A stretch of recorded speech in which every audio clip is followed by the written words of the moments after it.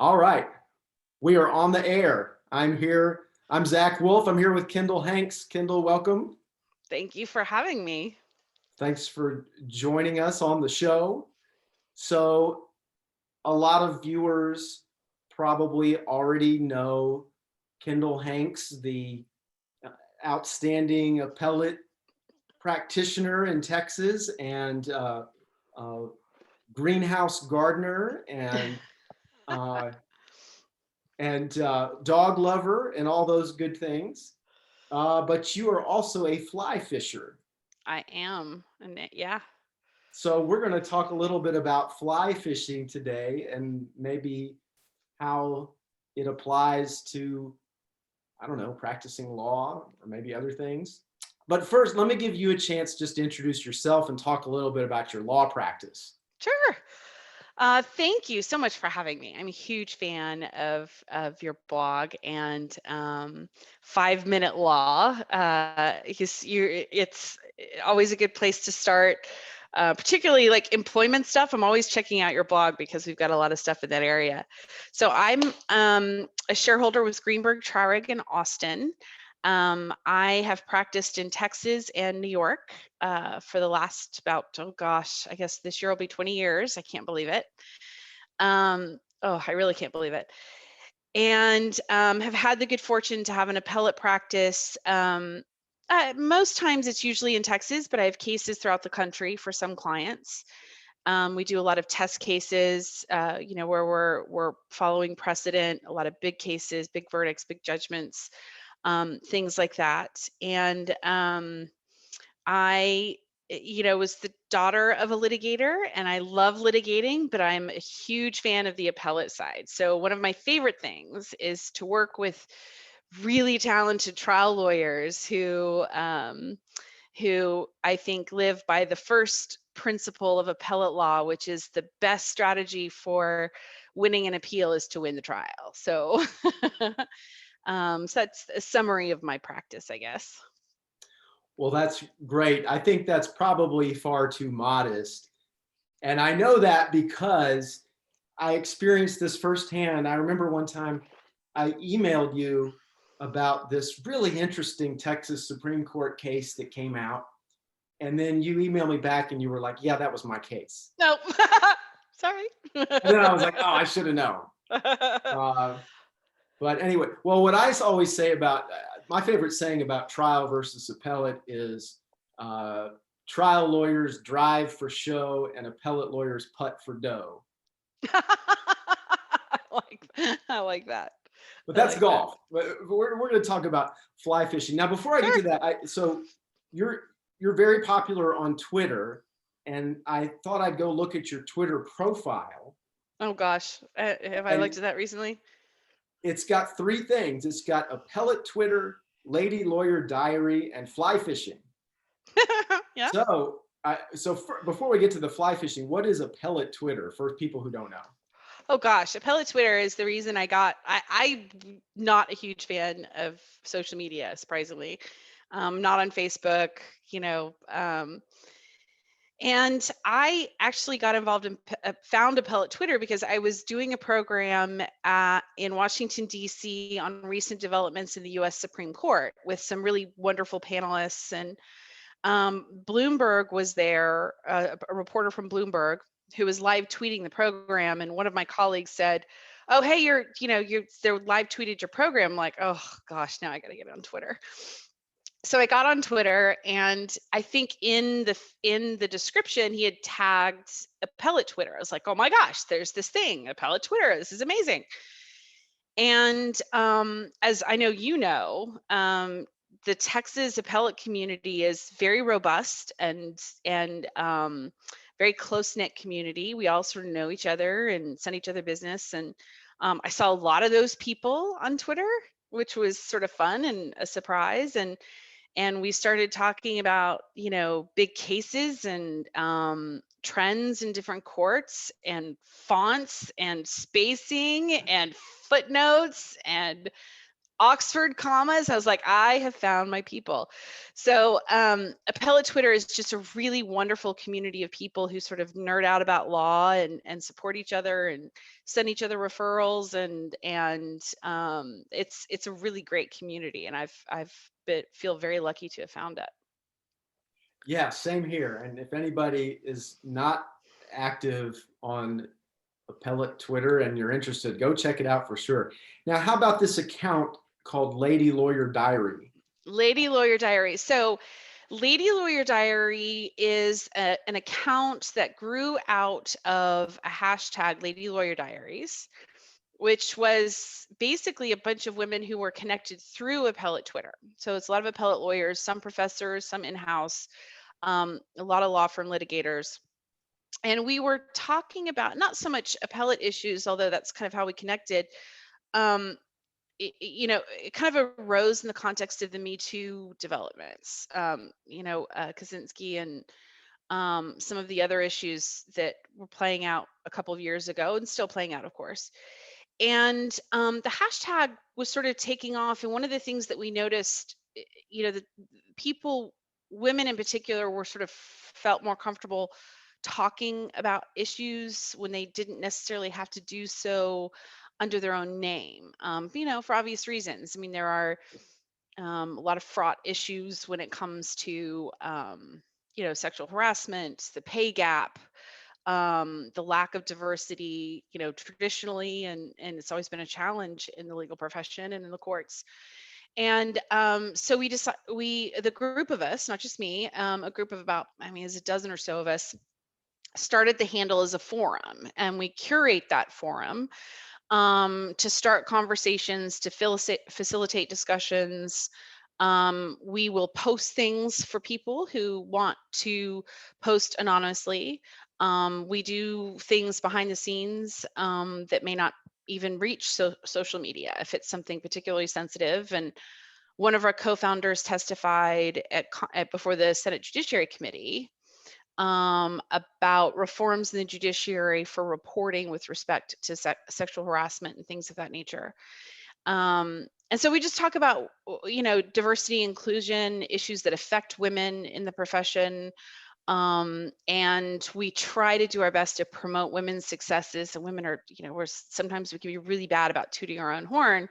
And so we try to create a forum where we really encourage that. Like if you've got a big success, a big promotion, and it's something that's not privileged, you can talk about it. We want to hear about it. And so we like to signal boost things like that. Well, Kendyl, actually, let me explain diaries. Tell me all about it, Zach. I want to hear all about it. No, okay. Now, all right, let's get to the fly fishing. This past summer, you published an article in the ABA Litigation Journal. It was called Fly Fishing Lessons. And it's a great article. Everybody should go read it in addition to watching our fabulous interview. But I'm curious, what kind of feedback have you gotten about the article? It's been interesting. So I've gotten a lot of emails from people, some who I've known before and some I'd never met before, who read it and who were either anglers and they're like, wow, I've never sort of made this connection, and you're so right, it's so interesting. Or people who are not anglers, but they're litigators or appellate lawyers and like, wow, now I want to go fishing, which I think is fantastic. So I mean, great feedback. I mean, it's not a traditional, it's nothing like anything, we've all written a lot of articles and spoken on legal developments and big cases, and it's this is very different. This is a very personal, sort of almost a thought exercise in some ways about how something that I'm really passionate about in my personal life, I've sort of learned has a lot of lessons, a lot of takeaways in my professional life. And I didn't even really necessarily make that connection until I got deeply into this article, and I was like, wow, that's something I do in my career that is also something that is great in fly fishing, or in sometimes things that I don't do professionally that I really should be doing more of. Yeah, well, we're going to dig into that, but let me start with the most basic question. and I'll confess, I don't really fish. It's okay. What is fly fishing? So fly fishing, there's different kinds of fishing, right? I mean, there's commercial fishing with nets, right?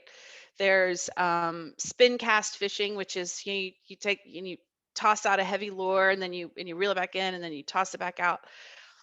And a lot of spin casting, you might use a fake lure or you might use a worm, for example, your traditional sitting by the pond with a worm on a hook.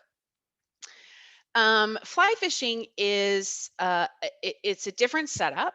It is um, a a rod that uses the weight of the line to push an artificial fly out either onto the surface of the water or to a spot where you can pull it down through the water. And the idea is that it mimics the food source of the fish. Usually the food source. Sometimes if salmon fishing, for example, you might not want necessarily a food source. You might just want to make the fish angry and territorial, so something really flashy and obnoxious. But usually fly fishing is known for trying to mimic the food source of what a trout or something else you might be fishing for is going to go for. And so there's a little bit more strategy for it. You're not actually throwing the worm in the water. You're trying to recreate a creature on or in the water that is so enticing to the fish that they want to come up and catch it. So it's not so much tossing something into the water as it is learning how to control the line in the air and how to get this itsy bitsy tiny little thing, 30 feet out into moving water. Sounds challenging. I can already sense the connection to appellate law. But tell me, Mhm. what's your earliest memory of fly fishing? My gosh, my earliest memory. So my earliest memory of fly fishing is summer. My mother's family's from Idaho, and she grew up fly fishing. And so maybe I was 9 or 10. Certainly before 12 or 13, which is we when I was about 13, we took a pack trip, like an 11-day pack trip with mules and everything in Yellowstone. So it's before that. This is Copper Basin is this beautiful basin in Idaho. And they have these gorgeous streams full of trout and otters and all sorts of wildlife.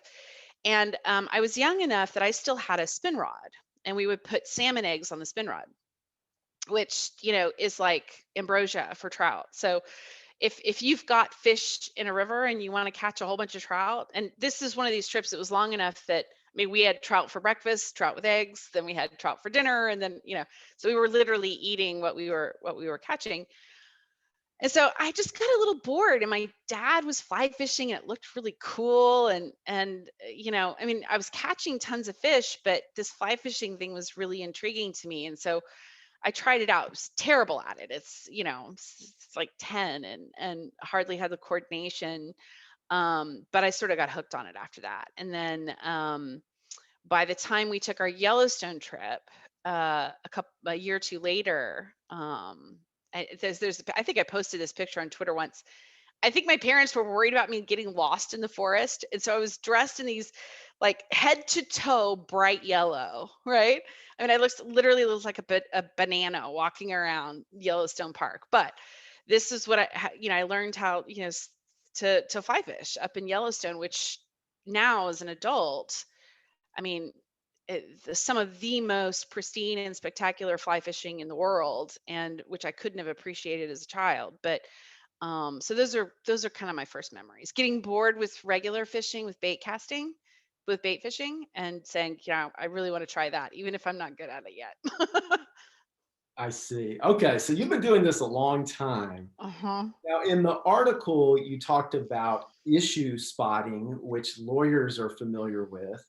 So tell us, how does issue spotting apply to fly fishing? Gosh, issue spotting. So, I mean, of course, there's how does it apply to fishing? This is something you have to sort of think about. So issue spotting, you may have, I think one of the challenges in appellate law is there may be 20 things that you think the trial court did wrong that Look, this was clearly a bad decision. The question is, what are the issues that are going to make the difference in the case? What are the points of error, the issues on appeal, you can narrow this down to, that are going to get the court's attention, the Court of Appeals attention, persuade them that you are right, and reach the result that you want, which is to win, whether, to a reversal if you're the appellant or affirmance if you're the appellate. And in fishing, I think it's easy to want to just sort of throw anything out there, right? It's like, well, look, it's a salmon egg. They want salmon eggs, right? Fly fishing is more of, you really have to look at you have to understand your audience, right? What are you fishing for? Are you fishing for trout? Are you fishing for brown trout? Are you fishing for rainbows, brookies? Are you saltwater fishing? You're fishing for, striped bass. Like there's what is the water like? What are the aquatic insects like? What is the air like? I mean, you need to understand the environment in which fish are making their choices, and you need to understand why fish make their choices, right? So, trout care about three things, food, shelter, and sex. And depending on what they're doing at a particular moment, they're going to care about different things. And that drives your choices in terms of what flies you might pick. And so choosing a particular kind of fly. So is it a wet fly that goes under the surface? Is it a dry fly that sits on top? Is it a big, huge, obnoxious fly? Is it a teeny tiny? I've got some here that are like, you can barely see, that'll catch enormous fish, even though they're super tiny. The kind of the process that goes into choosing the right kind of fly for a particular environment and a particular audience, a particular kind of fish, on a particular day on a particular river, is very much, to me, feels like the same process that goes into picking the right issues for an appeal, especially in a high court. So, when you've got discretionary review, the Texas Supreme Court, they're not necessarily going to care about a court of appeals or trial court having done something that should have been different. They're going to care about the important stuff, the things that are going to set precedent that matters in the state. And so for me, that's it's not so much, it's not translatable in a template way, it's translatable in a process way, if that makes sense. Yeah, oh, I absolutely see the connection. You always have, just like you might have your favorite flies that you like to fish with, you've got your favorite issues, but those may not be the issues that your Court of Appeals. Exactly. Yeah. I've had plenty of days on rivers where I had, because there's some flies that are my favorite flies. I love those flies. They're pretty, they're cool, they're easy to tie on. I know how they go in the air. Like I know how to get them on the water. But if it's not what the fish wants, it is going to be pointless. And so, there have been different kinds of flies and kinds of fishing that I've had to learn in order to be successful on different kinds of rivers and in different kinds of environments, because the stuff I'm used to and I get excited about isn't necessarily what the fish gets excited about. In the article, you also talked about the importance of assembling your own fly fishing outfit. Yeah. So one, what is the outfit? And two, why is it important to assemble it yourself?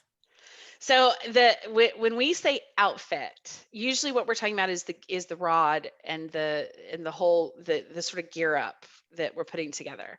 Although there's plenty of great fly fishing outfits in terms of, I have my stuff that I go out in, and all of which has tons of pockets, which is something that is woefully lacking generally in women's wear. But so I think it's easy. A lot of people, the first time they learn, there's a lot that goes into actually putting a rod and a reel and a line and a fly together before you can get on the river. And you're not going to have those skills the first time you're introduced to it. So someone is going to show you how to do that. But a lot of people, they may go fishing 4 or 5 times in their life, like on a trip with some folks or whatever, and somebody will just hand them a rod that's already set up, right? And say, okay, go out on the river, cast it around, see if you can catch some fish. I think there is great value in putting that setup, that outfit together yourself, right? getting the line on the rod, learning the knots to get the line, to tie the line. The line is the weighted part, and you take the line and you attach it to a leader, and then you take a leader and you attach it to tippet, and understanding what those pieces are.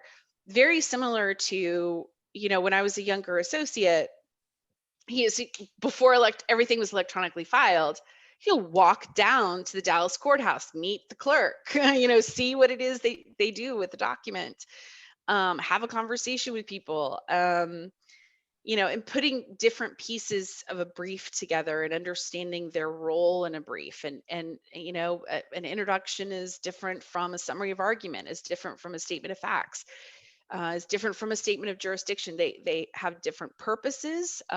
They have different consequences if you don't get it right. And so putting together sort of your outfit when you're getting ready to go fishing is, I think, helps educate you a lot on how it all works, how it all comes together. This is so nerdy, by the way. I'm listening to myself talk and I'm thinking, oh man, I'm just gonna get so much help for this. Yeah, but it's nerdy in a good way. I hope so, because it is very nerdy. You mentioned pockets. Let's see the vest. Oh, okay. So this is my, I have a bunch of vests because I share them with people when I take them out, but this is my personal vest that I've had for, 20 years maybe. So as you notice, tons and tons of pockets everywhere. There are these, it's lined with pockets literally, and it actually has a creel in the back. So if I wanted to keep a fish, I do catch and release all the time now, but you can actually stick a fish in the back of your vest and walk around with it. Those to court, and you'd stick highlighters and flags and everything. Exactly, right? Everything's right here. Got these little grabber things that, it's wonderful. I love it. And you want to show us your hat as well? Oh, my hat. Well, I don't.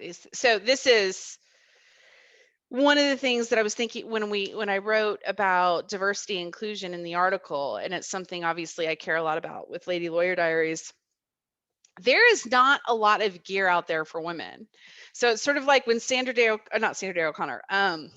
Weddington argued Roe versus Wade at the U.S. Supreme Court, there were no women's bathrooms. She had to go to a totally different floor to find a women's bathroom. The fly fishing industry is sort of the same. It's really geared toward men, and so we're constantly having to adapt to men's gear, like men's shoe sizes and vests and waders. And one of the things recently is that some shops are realizing there's a lot of women out there who like to fly fish. And one of my favorite fly shops is the Taos Fly Shop in New Mexico. And they did this hat. It's Fish Like a Girl. Here, I'll put it on. Somebody. Like it. Nice. Which is utilitarian as well, because it's, you're out in the sun, you're out in the water, and you can easily get badly burned up in the mountains. But it's, being a woman in fly fishing, particularly when I was growing up and I was younger and took a year off from college to go fishing, basically, there just weren't a lot of women who were out there doing it all the time like I was. That's starting to change, but not fast enough for me. Yeah, and in the article you talked about fishermansplaining. Well, it's like mansplaining, right? That sounds pretty self-explanatory. Yeah, so there's actually a story about that I did not put in the article because I didn't want to I didn't put it in the article. But when I was about 14, I think 14, we were on a raft trip on the Middle Fork of the Salmon River, and you stand up on the bow of the boat moving through rapids, and you're casting from side to side to side to side. And there was a guy, it was a big group trip, probably about 20 people or so, and there was this guy who came over, was like, well, he's one of these guys who has this super expensive outfit. I mean, he looks like he kind of, like geared up so that he could look like, anyway, he comes over and he's like, wow, you really should be doing it this way and that way and this way. And he takes my rod away and he starts casting and he grabbed himself right here in the lip, like with the hook. Because and I thought to myself, like, I just don't need like men to take my rod away and explain to me how to do it. I will do it the way I want to do it. And so fisherman's splaining is just sort of, it's one of those things where everyone has their own way of doing it, their own way of learning. There's some truisms about the physics of how a line works, but a lot of it's about personal style. And I really great sometimes when, I love learning and I love learning from accomplished anglers, but someone comes in, it's like someone who comes in and edits not the substance of your brief, but the style, right? They want to change all of your end dashes to commas and semicolons and stuff like that. That's like, don't tell me how to cast my fish. Yeah, and Unless I ask. If I ask, you can tell me, but it's the same in mansplaining, right? Like if I don't ask for your advice, I actually don't need it. Yeah, the catching the hook on the lip kind of makes me think of, it's like a lawyer being in court and the judge says, what's the standard of review? And you say the usual one. No. Oh, yes. The usual one. Well, But no, is it regular is it strict scrutiny? No, it's the regular one or something like that. the Yeah. regular one, right. Now, another parallel between the fly fishing and practicing law is you said something about needing to master the basics before you get creative. What Yeah. did you mean by that? Okay, so like I mentioned, the physics of a line. So this is unlike spin casting, where you have something that's weighted at the end. So you're literally tossing the weighted thing into the water, and that pulls the line out. Fly fishing, it is this very long line. You have to manage that line in the air in order to propel a virtually weightless thing, dozens of feet away. There are certain basic skills that you need to learn about how that works, like riding a bike, right? You need to learn how the pedals work. You need to learn how, forward motion goes, how to stop. Same thing in fly fishing. But once you get the basic rhythms down, then really it's a lot more nuanced about what works for your body style, for your height, for your arm length, for, all of that stuff. And getting creative, there's a lot of different ways of casting and a lot of different ways of keeping the line in the air, of laying it down on the water. And people have sort of different ways they adapt to their own form. And that's kind of the creative part. So it's like art, right? In many ways, which is you need to learn the basics of art before you can turn into a Picasso. Just because Picasso was really, I'm not that I'm comparing myself to Picasso, but you know what I mean? Like his, you hear sometimes people say, oh, abstract art, like any 10-year-old could do that. Well, a lot of those masters didn't, they weren't making abstract art as young artists. They were, learning the fundamentals of art and the medium and the canvas and all of that before they started, getting creative. So that's what I mean, if that makes sense. Yeah. And how would you apply that in appellate practice? The same thing. You need to, you need to understand the court rules. You need to, have a good fundamental writing skill set. Um, yeah, I think that being able to find, and I think a lot of us have voices as lawyers, right? I can read a brief and be like, I definitely wrote that brief, right? And I think a lot of people are like that. That was not necessarily the case when I was a younger lawyer. Not just in things that were filed, obviously, which went through partners and things, but when I drafted them, I was so focused on just sort of like getting, the argument, the law, the points, all of that out. And I think as you grow as a lawyer, you sort of find your way of persuading that works with your voice and that authenticity that's specific to you in some ways, without making it about you. But it's also, I think part of persuasion is finding a voice that is not just persuasive because it's right, or it has a really good argument, but because it's conveyed in a way that that is persuasive to this particular audience, and compelling. And fly fishing is sort of like that. You can get the fundamentals down. Like anybody can toss a line in the water and, sometimes catch a fish, even if they have no idea what they're doing, which is wonderful. I think beginner's luck is a big thing in fly fishing, just like it is in litigation.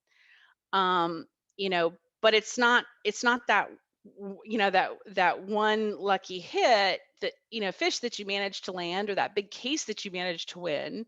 It's the consistency, right? It's the developing your practice and your voice and your skill sets, so that you know your patterns, what battles to pick. And all of this seems very vague. Does that make sense? Do those sort of corollaries make sense?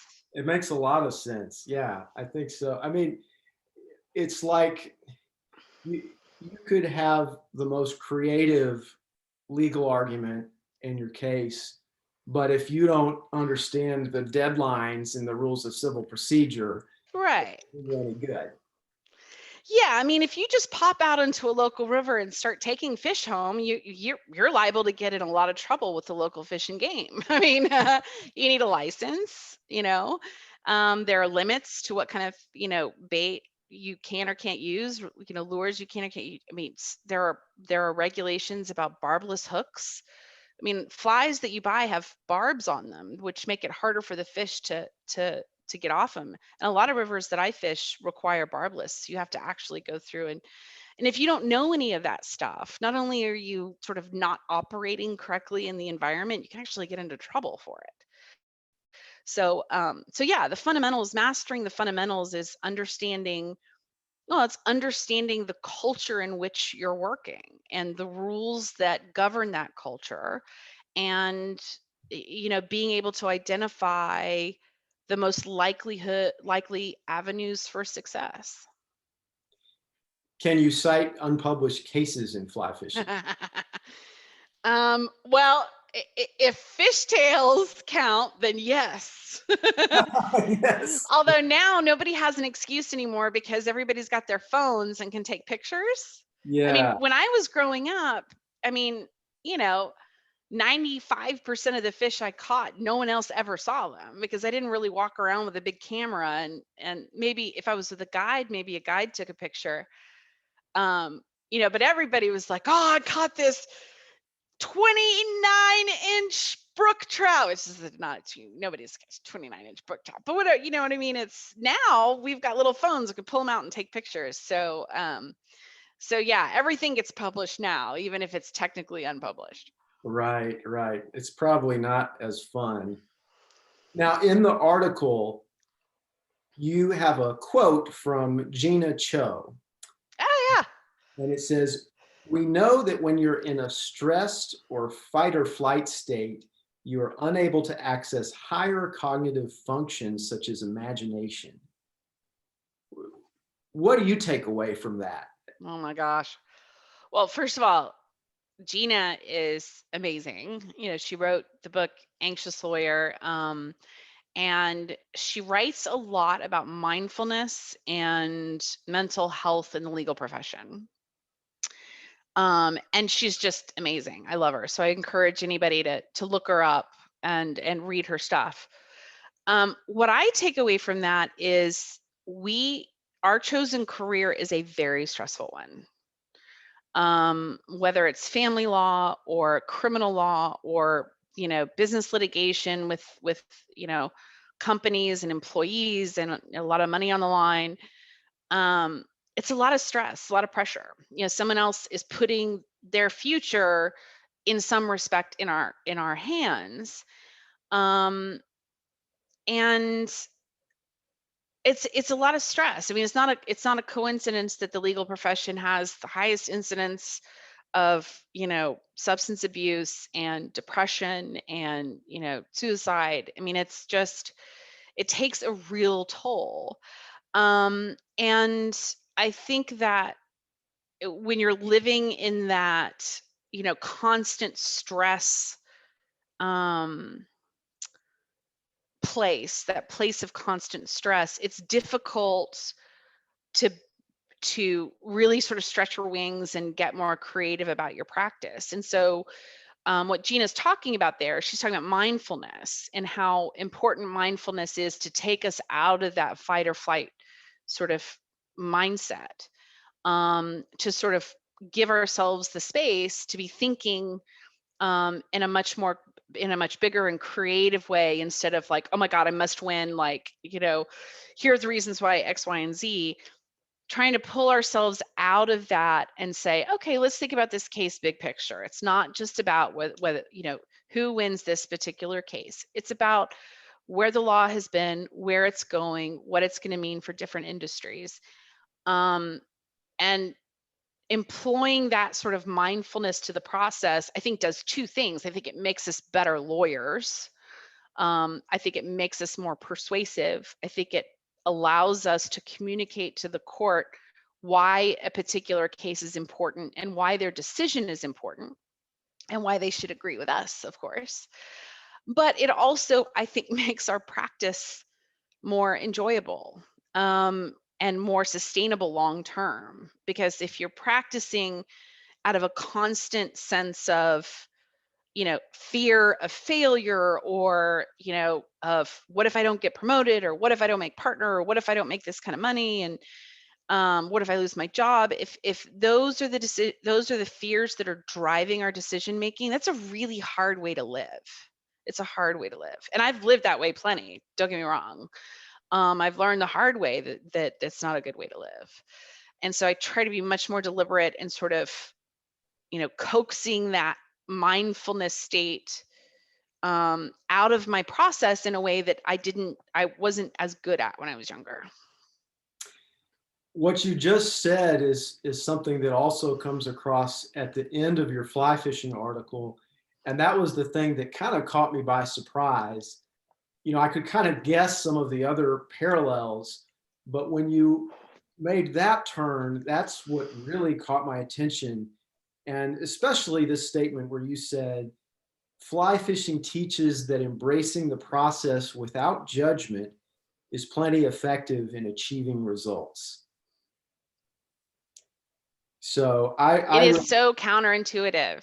I mean, we are so focused on, quantifiable results and chalking up wins, and don't get me wrong, those things are important. I mean, I have clients, wins are important to them. I have a law firm, I'm a partner in a law firm. Those things are very important, but when those are the driving impulse, when we are so focused on results oriented achievement, we lose the importance of the process that's supposed to get us there.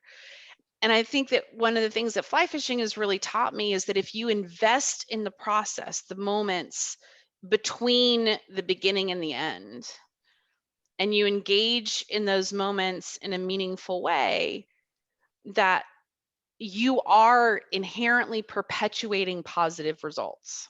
They may not necessarily be the penultimate perfect result that you want, but you're perpetuating good, positive results for yourself, for your client, for your firm, for the legal system. And I think that if, when people get tunnel vision focused on one specific thing that must be, and anything else is failure, I mean, you're just setting yourself up for that, because that's not the way our system is set up. And that's not the way fly fishing works, right? Yeah, that was my number one takeaway from the article. Well, that's interesting. Yeah. I mean, just the idea of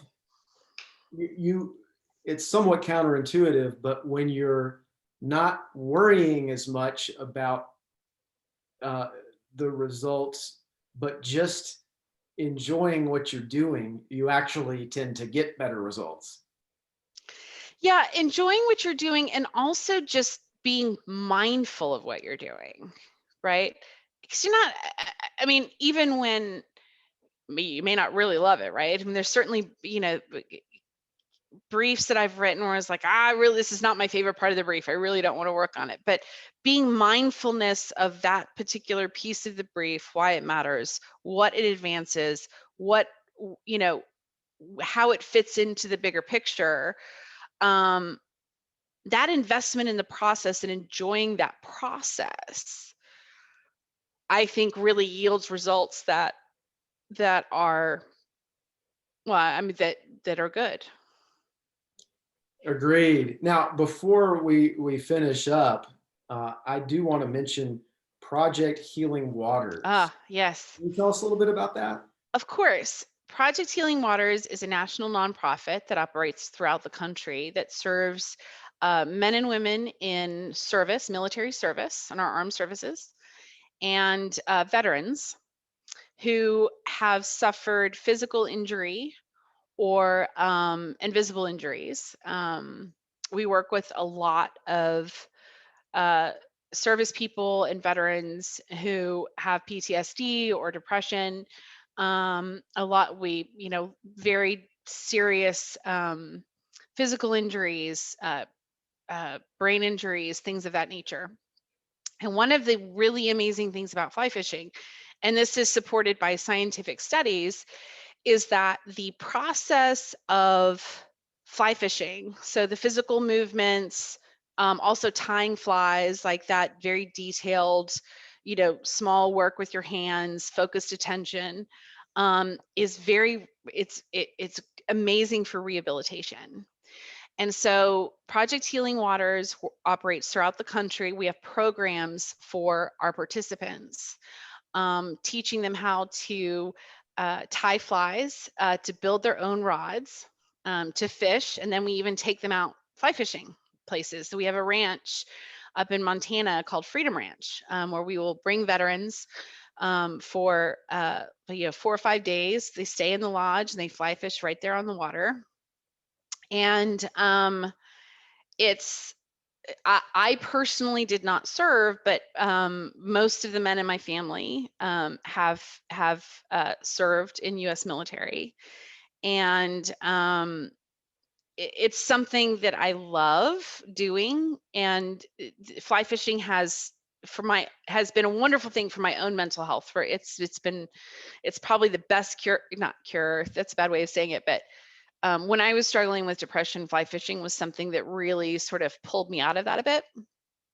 And I love being able to share that with people. And so it's just a way of giving back. And it's a wonderful organization. I would love for people to check it out. And we have great fundraisers. We have trips that we sell at these fundraisers, and fly rods and all sorts of stuff. So check it out.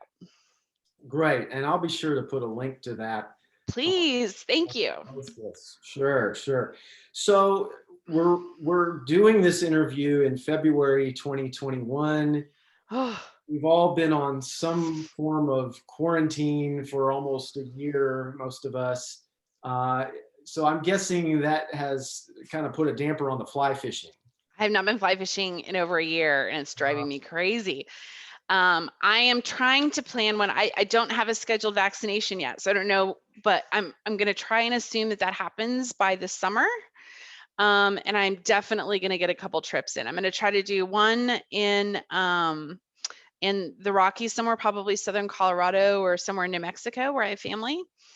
And then probably something on the coast, either in the coast of Texas has some really great flats fishing, or maybe in Florida. I have some pals out in Florida. Maybe we'll go out to the Keys and do some bone fishing or something like that. That sounds great. Now, when you eventually get to go on one of these trips, does your dog Molly get to come with you? No, do you want to see Molly? Come here. Oh yeah. Hey, come here. Come here, Bo. Come here, my love. Oh, good girl. She tired. She was napping. Here's Molly. On the job, huh? Say hi. Hi, Molly. Not so much, huh? She does not. She gets bored. She and a lot of those are big, we're sort of out like in relatively remote places. There's coyotes and eagles. Yeah. And Molly is of the size that an eagle could pick her right up. Yeah. And I've actually been with her out in New Mexico like on a walk, and a coyote came right between me and her. She was about 15 feet in front of me. And had I not pitched an absolute fit. So yeah, she's not much of a fishing dog. You kind of need to have a bigger dog to survive the perils of that kind of wilderness. Makes sense. Well, Kendall, this has been great. Are we done already? Gosh, that went so fast. Well, is there anything you want to add? No. Okay. It's such a treat to talk to you. Obviously, it's something that I'm really passionate about, and I love sharing it with people. And it's a real treat to be invited. Thank you. You're welcome. Yeah, I mean, like I said, I have no experience with fly fishing, but it's really fun hearing you talk about it. Or we're gonna have to change that. Well, yeah, maybe I'll learn. We'll see. All right, thanks, Kendall. Thank you. All right.